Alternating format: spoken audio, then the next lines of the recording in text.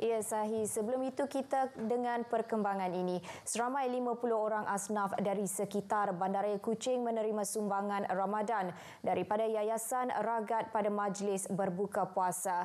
Majlis itu diadakan di Surau Astana Negeri Petrajaya Kuching malam tadi. Sumbangan berupa barangan dan wang tunai disampaikan oleh Yang di-Pertua Negeri Tun Pehin Sri Abdul Taib Mahmud dan isteri Tuh Puan Datuk Patinggi Ragat Kurdi Taib. Beliau dan isteri turut menyertai para jemaah menunaikan solat maghrib, isyak dan tarawih yang dipimpin oleh Imam Isman Hadi Jaafar dari Masjid Darul Hana. Sementara itu, program Jelajah Bubur Lambuk Yayasan Ragat hari ini terus menyantuni penduduk di sekitar Kampung Batu Lintang, Kuching. Hari ini, dalam program itu sebanyak 600 bungkusan bubur lambuk telah diagih kepada golongan asnaf di sekitar kampung berkenaan.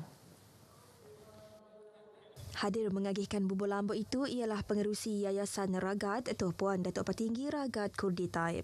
Program itu adalah bersempena program amal Ramadan Ragat Foundation. Hadir sama isteri Timbalan Menteri Utiliti dan Telekomunikasi Datuk Dr. Abdul Rahman Junaidi, Siti Syurgaya Muhammad Zabidi.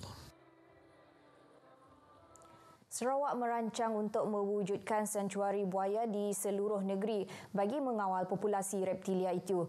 Timbalan Menteri Perancangan Bandar, Pentadbiran Tanah dan Alam Sekitar, Datuk Len Talif Saleh berkata, dengan jumlahnya yang kian bertambah, pelan kawalan pembiakan adalah perlu ketika ini.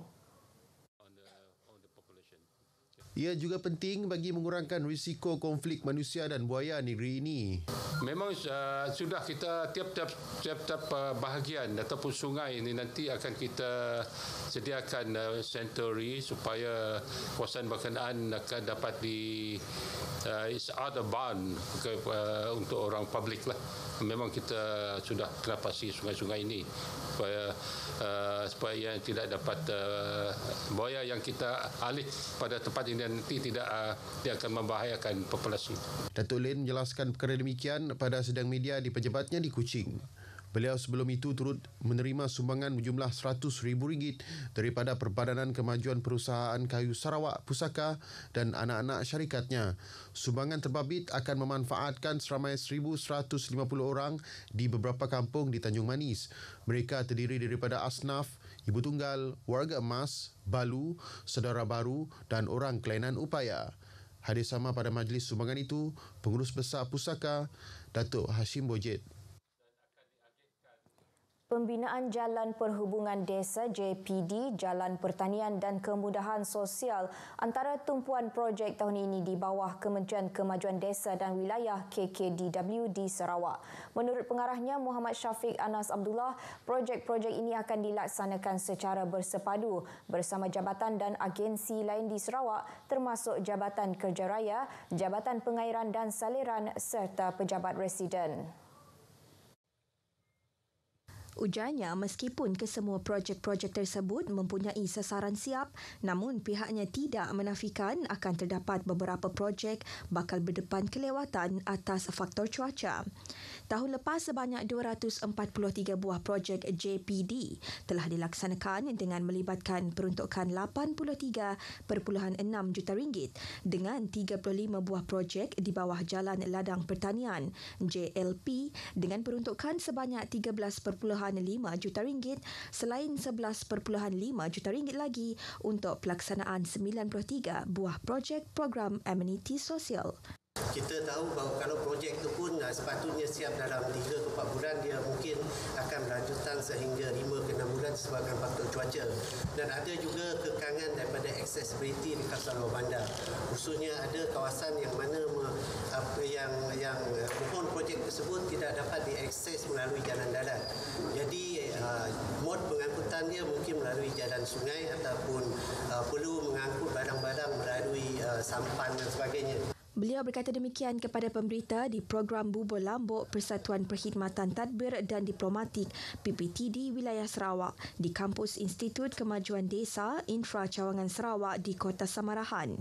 Sementara itu ditemui pada majlis yang sama, Setiausaha Persekutuan Sarawak Ahmad Nazri Muhammad Hassan merangkap pengerusi bagi Persatuan PPTD Wilayah Sarawak berkata, program ini adalah bagi mengimarah bulan Ramadan dengan pelbagai aktiviti kebajikan dan kerohanian di samping mengeratkan hubungan sesama ahli-ahli persatuan yang berkhidmat di negeri ini.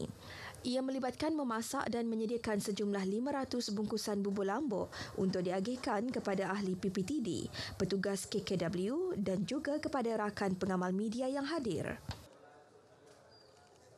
Selaras dengan Hari Kesihatan Sedunia yang bertemakan Kesihatan untuk Semua, Kumpulan Wanita Parti Rakyat Bersatu Sarawak SUPP Cawangan Bintulu mengadakan senaman berbasikal tertutup malam tadi. Pengerusi bahagian wanita, Karina Wong yang juga pengerusi penganjur berkata ia bagi menggalakkan penyertaan orang ramai untuk bergiat aktif dalam senaman.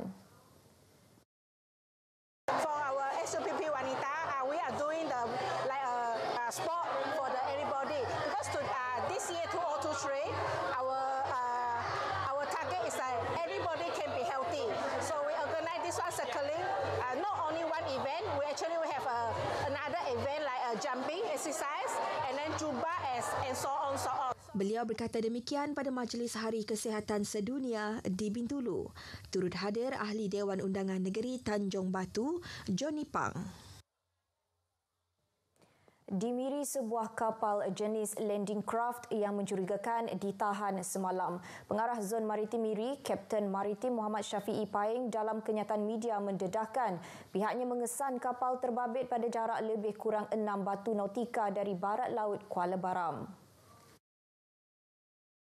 Hasil pemeriksaan awal mendapati vesel tersebut disyaki telah melakukan beberapa kesalahan. Antaranya kesalahan di bawah Ordinan Perkapalan Saudagar 1952 kerana vesel membawa lebih muatan dan kesalahan di bawah Akta Kawalan Bekalan 1961 dibaca bersama Peraturan Kawalan Bekalan 1974 kerana tiada dokumen Surat Control Suppliers Act CSA. Kapal yang membawa diesel beranggaran 120,000 liter itu juga disyaki tiada Sijil Petroleum Development Act serta membawa minyak diesel melebihi kuantiti yang dibenarkan di dalam borang C semasa diperiksa. Kapal tersebut dikendalikan 9 kru termasuk tekong yang kesemuanya warga negara tempatan berumur 21 hingga 66 tahun sedang berlayar dari perairan Baram menuju ke Miri sebelum ditahan. Kes disiasat di bawah Ordinan Perkapalan Saudagar 1952 serta Akta Kawalan Bekalan 1961. Rakyat di negeri ini perlu cakna akan perubahan iklim yang melanda dunia ketika ini. Aktivitis sosial Datuk Seri Ang Lai Soon memberitahu dunia ketika ini mengalami perubahan iklim melampau yang mendatangkan trauma kepada manusia. Datuk Seri Eng berkata Malaysia juga tidak terkecuali kesan daripada fenomena perubahan cuaca tidak menentu. Oleh demikian, rakyat seharusnya ambil pengajaran atas apa yang berlaku, lebih ambil peduli, sedia untuk berubah dan menyokong usaha mengurangkan perubahan iklim. Beliau berkata demikian menerusi satu kenyataan media. Baik, perkongsian itu tadi mengakhiri berita dari Sarawak. Salam Malaysia Madani dan kita kembali bersama Sahih di Angkasa Puri. Silakan.